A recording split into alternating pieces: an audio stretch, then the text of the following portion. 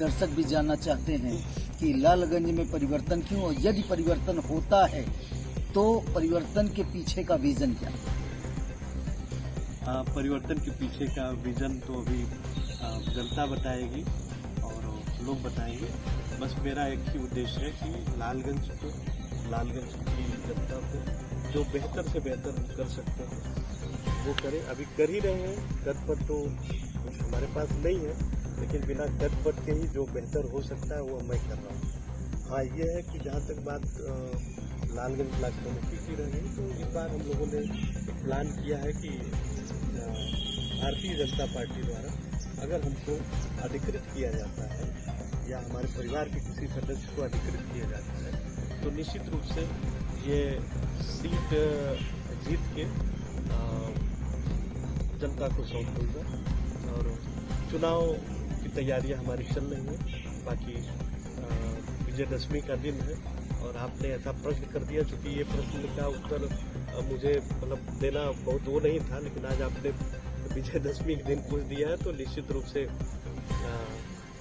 विजय की तरफ हम लोग चल रहे हैं। विजय होनी चाहिए, प्रयास है हमारा जो है।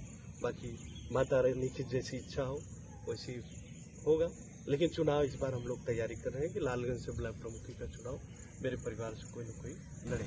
शख्सियत विशेष के कार्यक्रम को हम दिन प्रतिदिन करते हैं, लेकिन आज हम अपने सहयोगी के साथ एक ऐसे स्थान पर पहुंचे हैं जिस नाम की चर्चा और जिस घराने की चर्चा अक्सर लालगंज में सुर्खियों का विषय है। नाम दीपक राय।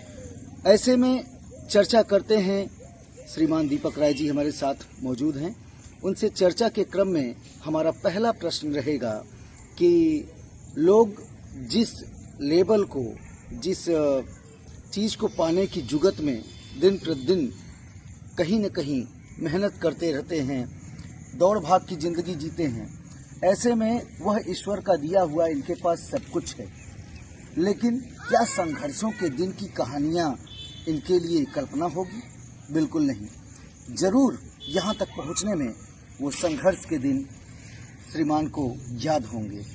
तो श्रीमान से ही जानना रहेगा कि सर, इस लेवल तक पहुँचने के लिए संघर्षों की कुछ दास्तां, कुछ पल को बताएं। देखिए, संघर्ष जो शब्द होता है वो व्यक्ति को दिन पे दिन मजबूत करता है, संघर्ष। और मैं तो अपने संघर्षों को सोच के, याद करके उससे भी मैं सीखता हूँ। और वो मेरा अच्छा, वो भी संघर्ष का समय भी मेरे लिए अच्छा था और आज भी मेरे लिए संघर्ष वैसे ही चल रहा है। संघर्ष का कोई विराम नहीं होता और हम विराम नहीं देने वाले हैं। संघर्ष मेरा चलता रहेगा, समाज के लिए, देश के लिए, अपने सारे लोगों के लिए सतत संघर्ष करता रहूँगा और संघर्ष करके एक नई ऊर्जा के साथ, नई व्यवस्था के साथ समाज को कुछ न कुछ बेहतर करने का प्रयास करता रहूँगा। दूसरा सवाल हमारा ये रहेगा दीपक जी कि राजनीति में आने की जो पहल लोगों के द्वारा हमने सुनी और आज आप तक पहुंचा हूं, पहली मुलाकात है दोस्तों। इसके पहले श्रीमान से हमारा कोई सरोकार नहीं रहा है। ये सौभाग्य की बात है कि ऐसे व्यक्तित्व से हम पहली बार रूबरू हो रहे हैं। तो दीपक जी, जो राजनीति में आने की पहल आपकी हो रही है, यह किस कारणवश मानूं इसको? लोग जैसे कहते हैं ना आज के आधुनिक जमाने में कि राजनीति एक महत्वाकांक्षा सा हो गया है, कुछ लोगों के जेहन में ये समाज सेवा है, तो इसे क्या माना जाए? नहीं, राजनीति महत्वाकांक्षा किसी के लिए हो सकती है। राजनीति एक जिम्मेदारी का विषय होता है और कार्य होता है। और राजनीति में जो भी व्यक्ति आता है तो ये मान के चलता है कि अपनी व्यक्तिगत व्यवस्थाओं को उसको त्यागना पड़ेगा, इसलिए कि उसको पूर्ण रूप से समाज के लिए बनना पड़ता है। और हम लोग तो राजनीति के लोगों के साथ रह के राजनीति सीखे हैं और राजनीति के लोगों के साथ रह के सीखने पे क्या फायदा होता है कि उसकी के दोनों पहलू सीखने को मिलते हैं, उसकी अच्छाइयाँ और बुराइयाँ।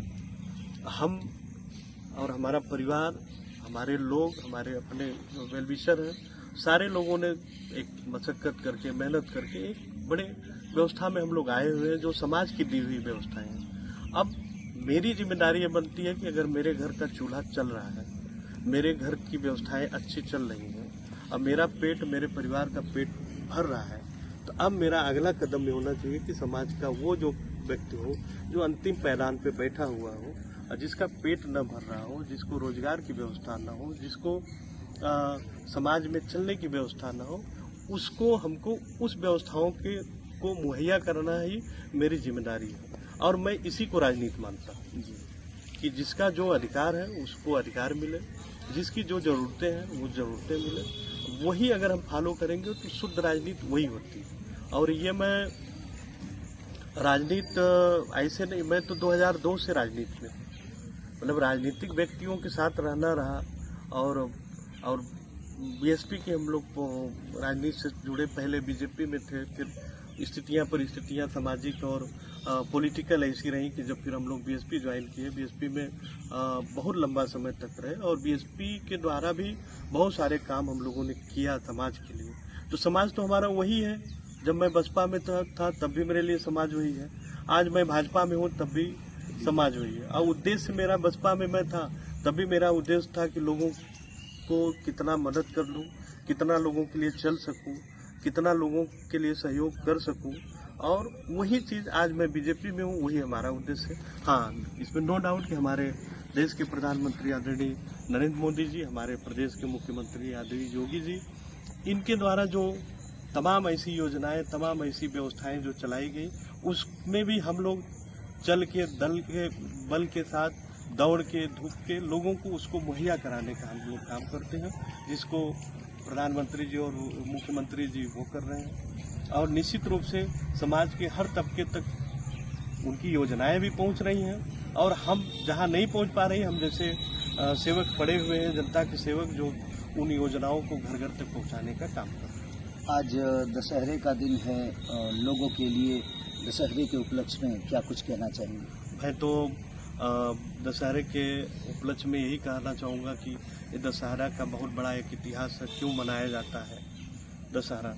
तो बस मैं यही कहूँगा कि बुराइयों पर अच्छाई की जो जीत हुई थी, वो सतत चलने वाली व्यवस्था है, हमेशा बुराइयों पे अच्छाई की जीत होती रहे। और हमारे आप जैसे और समाज के जो भी लोग हैं, इस बाइट के माध्यम से भी जो लोग सुन रहे हैं, अपने अपने आचरण व्यवहार को व्यवस्थित करते हुए एक अच्छे सकारात्मकता के साथ देश को अच्छी दिशा और दशा देने का काम करें। और मैं सारे लोगों को, क्षेत्रवासियों को, प्रदेशवासियों को, देशवासियों को, जो लोग देश के बाहर है, चूंकि आपके चैनल को लोग बाहर भी देखते होंगे, सोशल मीडिया, तो देश विदेश में सबको मैं दशहरे की बहुत बहुत बधाई देता हूँ। अब बस भगवान श्री राम सबको सद्बुद्धि दें, सबका पेट भरे, सब लोग चैन से सोएं, सब लोग मस्ती में रहें, सब लोग हस्ती में रहें, बस मेरी यही मनोकामना है। धन्यवाद।